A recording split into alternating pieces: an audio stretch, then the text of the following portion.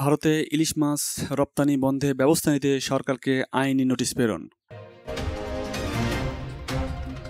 সুপ্রিয় দর্শক, আসসালামু আলাইকুম। এআরপি বার্তা চ্যানেলের পক্ষ থেকে আপনাদেরকে স্বাগতম। দেশ এবং দেশের বাইরে থেকে যারা এই মুহূর্তে এই ভিডিওটি দেখছেন, সকলকে আন্তরিক ধন্যবাদ ও শুভেচ্ছা।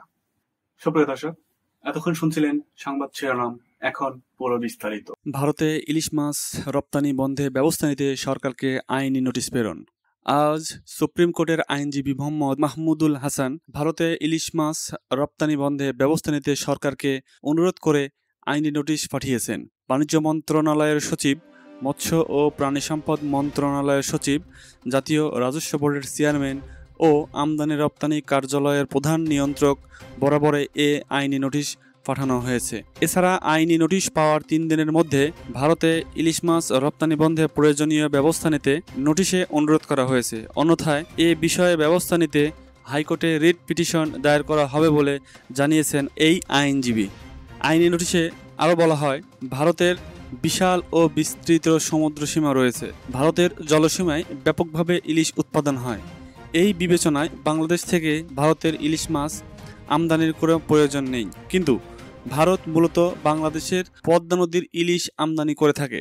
বাংলাদেশে ভারতীয় এজেন্ট ও মাছ রপ্তানিকারকরা সারা বছর পদ্মা নদীর ইলিশ মাছ মজুত করে রাখে এবং বাংলাদেশ সরকারের অনুমতি সাপেক্ষে পদ্মা নদীর ইলিশ ভারতে রপ্তানি করে এবং ক্ষেত্র বিশেষে সীমান্ত দিয়ে অবৈধভাবে পাচার করা হয়। ফলে দেশের জনগণ বাজারে গিয়ে পদ্মার ইলিশ পায় না।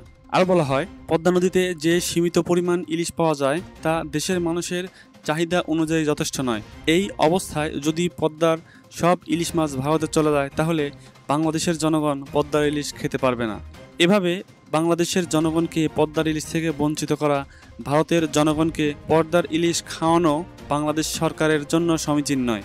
কথা সত্য যে বাংলাদেশ নিত্য প্রয়োজনীয় বিভিন্ন জিনিস ভারত থেকে আমদানি করে, কিন্তু ভারত সরকার কখনোই তার নিজের দেশের জনগণের চাহিদা না মিটিয়ে বাংলাদেশে রপ্তানি করে না।